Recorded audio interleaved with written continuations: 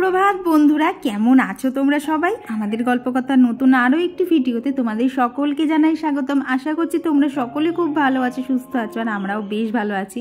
আর এই দেখো, আজকে কিন্তু সকাল সকাল জানলা খুলেই নিচেই দেখা যাচ্ছে সরস্বতী ঠাকুরের প্যান্ডেল। অর্থাৎ আজকে হচ্ছে বসন্ত পঞ্চমী, তবে এখনও পঞ্চমী পড়েনি, পঞ্চমী তো পড়বে ওই 12টা কি 12:30 নাগাদ থেকে। তবে আমাদের পাড়ায় যে ঠাকুরটা এসেছে সেটা আজকেই পুজো হবে।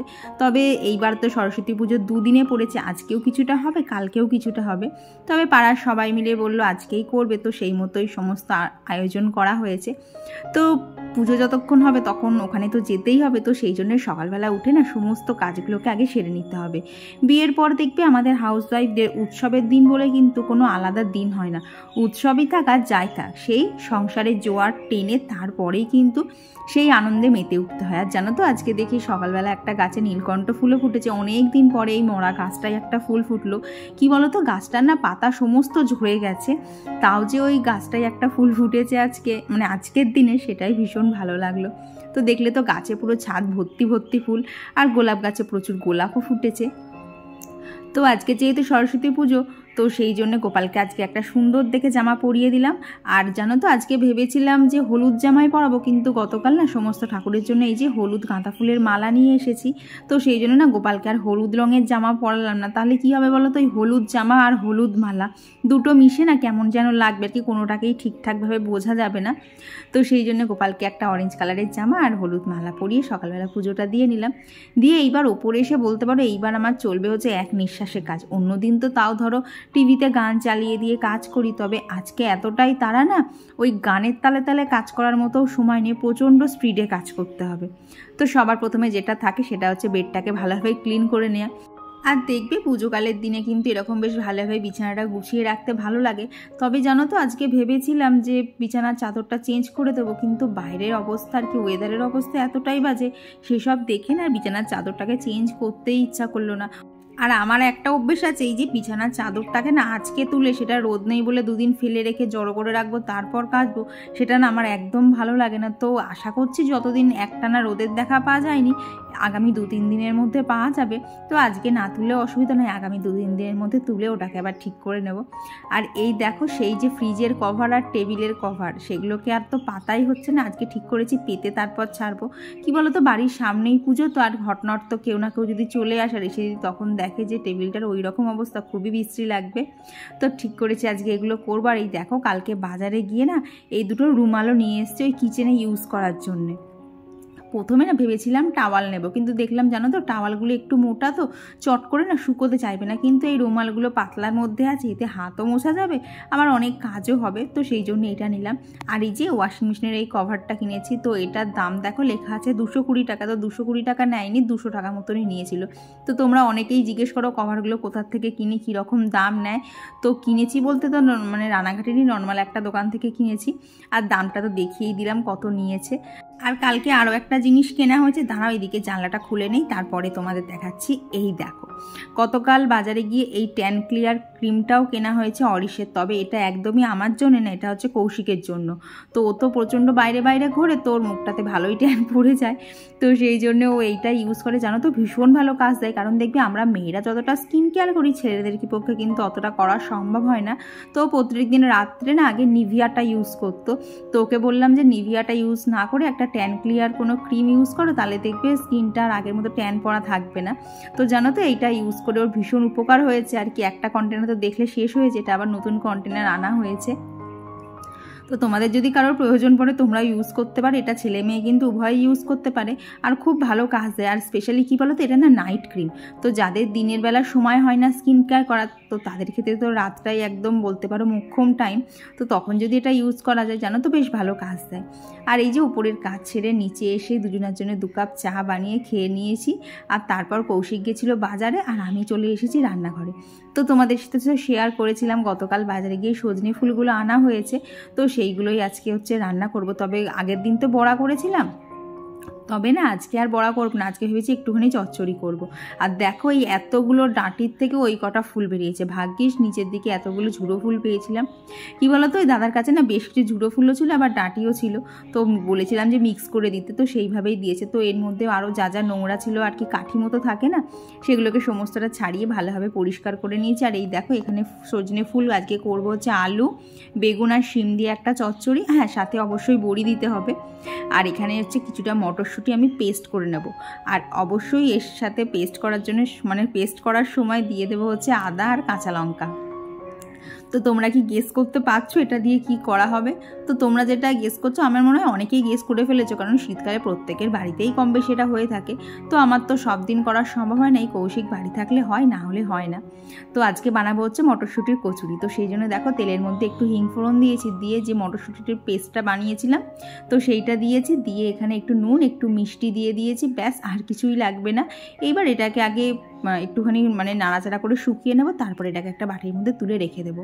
তো এক্ষুনি এটা করবো না, কারণ কি বলো তো আমার না এখনও ময়দাটা মাখা হয়ে ওঠেনি, মানে রান্নাঘরে ঢুকেই আগে এটা বানিয়ে নিলাম আর কি প্রথম করাতে। তারপর দেখলে না ওখানে সজনে ফুলটা সমস্তটা রেডি করে রেখেছিলাম রান্নার জন্যে। তো সে ভাবলাম এখানে সজনে ফুলের তরকারিটা হোক, তাহলে আমার না এই ফাঁকে একটা তরকারিও হয়ে যাবে, আবার ওইদিকে আমার আর কি ময়দাটাও মাখা হয়ে যাবে। আর এদিকে দেখেছো আমার করার কি অবস্থা কি হয়েছে বলো তো, আমাদের না চিমনির যে পাইপটা ছিল তো সেই পাইপের মধ্যে একটা মৌমাছির বাসা ছিল, তো মানে ওর ভেতরে মৌমাছি ছিল না বাট বাসাটা রয়েছে, তো সেইটা দেখতে না আমি বাইরে গেছিলাম। তো এদিকে যে গ্যাসটা যে আর কি জোরে দেওয়া ছিল সেটা আমার খেয়াল ছিল না, এসে দেখি তো গ্যাসটাও পুড়ে গেছে, এমনকি আলু বেগুনগুলোও না একটুখানি বেশি আর কি কড়া ভাজা হয়ে গেছে, এতটা ভাজতে লাগতো না, যার জন্য না তরকারিটা একটু কালচে কালচে দেখতে হয়ে গেছিলো। কিন্তু এতে কিন্তু স্বাদের কোনো হেরফের হয়নি, খেতে বেশ ভালোই লাগছিল। তো একজন দিদিভাই আমায় জিজ্ঞেস করেছিল যে অ্যাকোয়াগার্ডের কভারটা কোথার থেকে নেয়া, তো আমি তো তখন বলেছিলাম যে রাস্তার থেকে নেয়া আর কি, বাড়িতে বিক্রি করতে আসে সেখান থেকে, কিন্তু পরে জানতে পারলাম ওটা হচ্ছে যারা আর কি অ্যাকোয়াগার্ডের সার্ভিসিং করার জন্য বাড়িতে আসে না, তো ওদেরকে বলে দিতে হয়। তো ওদেরকে যদি এইবারে যদি ওদেরকে বলে দেই না, তো ওরা পরের বারে নিয়ে আসবে, অথবা ধরো যখন তোমরা কাউকে এরকম বলবে না ওই অ্যাকোয়াগার্ডের সার্ভিসিংয়ের জন্য, তো তখন যদি তাকে বলে দাও যে একটা অ্যাকোয়াগার্ডের কভার নিয়ে আসতে, তারা কিন্তু একদম মাপ মতো মানে তোমাদের যেটা মডেল থাকবে সেই অনুযায়ী কিন্তু ওরা কভারটা এনে দেবে।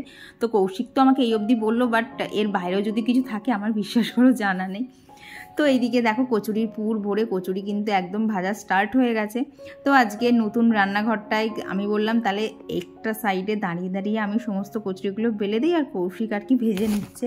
তো অন্য দিন তো কী হতো বলো তো, টেবিল থেকে বড্ড দৌড়াদৌড়ি করতে হতো, বাট আজকে আর সেটা হচ্ছে না। কি জানো তো, আমাদের মধ্যবিত্তের জীবনে শখের দাম লাখ টাকা হলেও ধৈর্য ধরলে আর একটু চেষ্টা করলে কিন্তু আমাদের সমস্ত শখই পূরণ হয়ে যায়। তো এই রান্নাঘরটার জন্য বহুত দিন ধরে অপেক্ষা করেছিলাম, তো ফাইনালি তো বহু কষ্টের পর আমার রান্নাঘরটা হয়ে গেছে, যার ফলে তো এখন জানো তো রান্নাও অনেকটা তাড়াতাড়ি হয়ে যায়। আর এই যে টেবিলটা আগে তো প্রচণ্ড পরিমাণে ব্যবহার করা হতো, তবে না এখন টেবিলটাকে আর কি খাওয়া ছাড়া কিন্তু কোনো কাজেই ব্যবহার করছি না, টেবিলটাকে সবসময় পরিষ্কার পরিচ্ছন্ন রাখতে পারছি। আর ওদিকে তো দেখলে কচুরি রেডি, আর এর মধ্যে আমাদের খাওয়া দাওয়া কমপ্লিট হয়ে গেছিলো। তো তোমাদেরকে যেটা বলছিলাম টেবিলটাতে কী হতো বলো তো, আগে তো ওখানে রুটি করতাম, এবার রুটি যতই ফ্যান অফ করে করি দেখবি একটু আটা কিন্তু এদিক ওদিক ছিটকেই যায়, তো এতে না টেবিলটা প্রচণ্ড নোংরা হতো। আর এখন যেহেতু আটা নিয়ে টেবিলের ওই সাইডে যাই না, টেবিলটা সবসময় জানো তো এত পরিষ্কার থাকছে মনে হচ্ছে যেন আর কি টেবিল ক্লথটা এক্ষুনি পাতা হয়েছে। তো এইদিকে দেখো মাছটা ভাজতে ভাজতে ওদিকে মাছের মশলাটা বলতে ওই সাদা সর্ষে কালো সর্ষে পোস্ত আর কাঁচা লঙ্কা এটা দিয়ে একটা পেস্ট করে নিয়েছি। আর দেখবে সর্ষে বাটা দিয়ে কিন্তু যে কোনো মাছের রান্না খুবই তাড়াতাড়ি হয়ে যায়। তো আজকে এটা দিয়ে আমি করব হচ্ছে পাবদা মাছের ঝাল। আজকে না রবিবার হলেও কৌশিককে বললাম আজকে আর তোমার চিকেন আনতে হবে না, আজকে মাছই করে নেই। তো এখানে অনেকে হয়তো বলবে তোমরা সরস্বতী পুজোর দিন নিরামিষ খাও না, তো সেটা কি বলো তো শাশুড়ি মা কোনো দিন করতো না, তো আমি আপাতত না নতুন করে কোনো নিয়ম চালু করছি না, ভবিষ্যতে কোনো দিন যদি দরকার পড়ে তখন আবার নতুন করে নিয়ম চালু করব। তো এইদিকে দেখো আমার কিন্তু পাবদা মাছের ঝালটা হয়ে গেছে, আর কেমন দেখতে হয়েছে সেটা তোমরাই বলো। কৌশিক তো বললো ভীষণ সুন্দর দেখতে হয়েছে। তো এইখানে আজকের মতো আমার রান্নাবাড়া কমপ্লিট। তো এইবার চলো বাকি কাজগুলো করতে করতে তোমাদের সাথে বেশ কিছু কমেন্ট শেয়ার করে নিই। তো আমার আগের দিনের ভিডিওতে কমেন্ট করেছিল AR লাইফস্টাইল ব্লগ জিনিয়া রয়, আর আসিফ ফারজানা ব্লগ থেকে দিদিভাই লিখেছে তোমার সাথে তোমার শ্বশুরমশাইয়ের বন্ডিং আমার খুব ভালো লেগেছে, থ্যাংক ইউ দিদিভাই। আর কমেন্ট করেছিল মৌল লাইফস্টাইল পায়েল 36 থেকে পায়েল দিদিভাই, আর সুরভি লিখেছে আমাদের এদিকে সোমবারে সরস্বতী পুজোর ছেলেকেও হাতে খড়ি দেবো। তো সোমবার তো অলরেডি পার হয়ে গেছে, তোমার কালকে আর কি গত দিনটা কেমন কেটেছে আর হাতে খড়িতে কেমন আনন্দ করলে অবশ্যই কিন্তু জানিও। যতই হোক তোমার ছেলের প্রথম হাতে খড়ি, তুমি মা হিসেবে তো অনেকটাই আনন্দ হবে। তো সেটা যদি কমেন্টের মাধ্যমে শেয়ার করো আমার কিন্তু ভীষণ ভালো লাগবে। তো এই দেখো নতুন যে টেবিল ক্লথটা এনেছিলাম সেটা আজকেই পাতা হচ্ছে। তবে জানো তো কী করি বলো তো, আমাদের টেবিলটা তো 4 সিটার, তবে আমরা যখন টেবিল ক্লথ কিনি আমরা কিন্তু 6 সিটার কিনে আনি, যাতে না চারপাশে একটুখানি বেশি করে ঝোলানো যায়। ওই 4 সিটার নিলে না একদম মাথায় মাথায় ঝোলে, তবে 6 সিটার কিনে এনে যদি একটু কেটে নেওয়া যায় তাহলে বেশ ঝোলে, তো চারিদিকটা দেখতে ভীষণ ভালো লাগে। তো দেখলে তো কৌশিক আর আমি ধরাধরি করে কেটে নিয়েছি। আর এদিকে কৌশিক বললো ও আজকে ফ্রিজটা আর কি ওপরটা পরিষ্কার করে দিচ্ছে। ওই মিস্ত্রি দাদারা না কাজ করার পর ফ্রিজটাকে একদম ভালোভাবে কলিং দিয়ে ক্লিন করা হয়নি, তো ওটা করছে। আর সেই ফাঁকে আমি এখানে রান্নাঘরটাও একদম ভালোভাবে ক্লিন করে নিচ্ছি। আর আমার রান্নাঘরটা এতটাই শখের, রান্না শেষে যত কষ্টই হোক না কেন রান্নাঘরটাকে আমি একদম টিপটপ পরিপাটি করে রাখবো, যাতে না এতে বেশি ময়লা না জমে। দেখবে বেশি ময়লা জমা মানেই রান্নাঘরটাও নোংরা হওয়া। আর এই শখের রান্নাঘর যদি আমার নোংরা থাকে আমি তো বলতে পারো শোকেই অর্ধেক হয়ে যাব, কারণ রান্নাঘরটা এতদিন পর মনের মতো করে পেয়েছি, তো জায়গাটা আমার ভীষণ শখের। হ্যাঁ হয়তো মানে খুব ভালোভাবে আর কি মডিউলার কিচেন করা নেই, তবে যেটুকু আছে সেটুকুই আমার কাছে ভীষণ গো। আর আজকে তো হচ্ছে বললাম না বসন্ত পঞ্চমী, তো এর মধ্যে তো পঞ্চমী পড়েও গেছে। তো দেখো আজকে সমস্ত ঠাকুরকে, সমস্ত ঠাকুর বলতে রাধা মাধব আর এদিকে গৌরনীতা আর ওদিকে গোপাল, তো সব ঠাকুরকে এখানে হলুদ কালারের গাঁদা ফুলের মালা দিয়ে দিয়েছে। আর আজকে ঠাকুরের প্রসাদে ছিল হচ্ছে কমলা লেবু, আর ছিল কুল, আর সাথে দিয়েছিলাম সন্দেশ। দেখবে এরকম পুজো আজার দিনে কিন্তু ঠাকুরকেও একটু ভালোভাবে সাজিয়ে পুজো দিতে ভীষণ ভালো লাগে। তো এখানে জানো তো খুব তাড়াতাড়ি পুজো করছিলাম, কারণ অলরেডি বাইরে পুজো শুরু হয়ে যাবে, সেখানে আমাকে যেতেই হবে। আর এই দেখো গাছের জবা ফুল আজকে 2টো ফুটেছিল, একটা বড় মার চরণে দিলাম আর একটা তারা মায়ের চরণে দিলাম। তো একজন দিদিভাই বলেছিলে তারা মায়ের ফটো নাকি বাড়িতে এইভাবে রাখতে নেই। এবার কি করব বলো, আমার শাশুড়ি মা পেতে গেছে, এবার আমি এসে সেই ঠাকুর যদি এখন বিসর্জন দিয়ে দেও, বাবা আমার তো ওটা সাহসেই কোলাবে না, ঠাকুর পাপ দেবে। বলতে পারো একটা মনের মধ্যেও ঠিক খটকা লাগছে, ভালো লাগছে না। তো মা পেতে গেছে, আমি পুজো করছি এই অবধি গো, তার বাইরে আমি আর কিছু জানি না। আর একবার ঠাকুরের রাখতে আসনে বসানো হয়ে গেছে, তাকে এখন তুলে ফেলাম আমার সেই ক্ষমতা নেই গো। তো যেমন চলছে তেমনই চলুক। আর আজকে সমস্ত ঠাকুরকে আমার কেমন সাজানো হয়েছে অবশ্যই জানিও তো। আর জানো তো আজকে গাছ থেকে 2টো পিটুনিয়া তুলেও এরকম সিংহাসনে সাজিয়েছি, মাঝে মধ্যে না তুলে এরকম দেখতে না আমার ভীষণ ভালো লাগে। আর এদিকে তো ঘরের পুজো কমপ্লিট। তো চলো এবার যাওয়া যাক বাইরে, আর ততক্ষণে আমি আর একটা বড় কমেন্ট তোমাদের সাথে শেয়ার করি। তো আমার গত ভিডিওতে গণেশ শ্যামলী আইটি থেকে রাখি দিদিভাই লিখেছে প্রথমেই গতকালের ভিডিওতে কমেন্ট করতে পারিনি বলে সরি। আরে দিদিভাই সরি বলার কিচ্ছু না, তুমি ভিডিওটা দেখেছো এটাই আমার কাছে অনেক, কমেন্ট এক আধ দিন মিস হয়ে যেতেই পারে। আর দিদিভাই আরও একটা কথা শেয়ার করেছে যে এই সরস্বতী পুজোতে দিদিভাই ভেবেছিল দিদিভাই তার হয়তো ছেলে মেয়ের নাম হবে এটা গণেশ শ্যামলী। তো এটা আমি দিদিভাই ঠিক গেস করলাম কিনা অবশ্যই বলে দিও তো। তো ভেবেছিল ওদের হাতে খড়ি দেবে, কিন্তু ওরা এখনও কথা বলতে শেখেনি বলে তাই ওদের আর এবছর হাতে খড়ি হলো না, তাই দিদিভাইয়ের খুব মন খারাপ। দিদিভাই একদম মন খারাপ করবে না, কিছু কিছু বাচ্চার জানো তো কথা দেরিতেও হয়, এই নিয়ে এত মন খারাপ করবে না। তো এই বছর হাতে খড়ি হয়নি তো কি হচ্ছে, ওরা যখন কথা বলতে শিখবে তুমি ওদেরকে মুখে বই পড়াবা, আর যখন দেখবে সামনে বছর ওদের হাতে খড়ি দিচ্ছে তখন ওরা পড়াশোনা অনেকটাই শিখে গেছে। বাজে হচ্ছে বেলা 3:30, আর সারাদিনে এই সময় হলো তোমাদের সাথে সামনাসামনি কথা বলা। সকাল থেকে অত রান্না ছিল, তারপরে ধরো এইখানে আজকে এইভাবে পুজো করতেও সময় লেগেছে।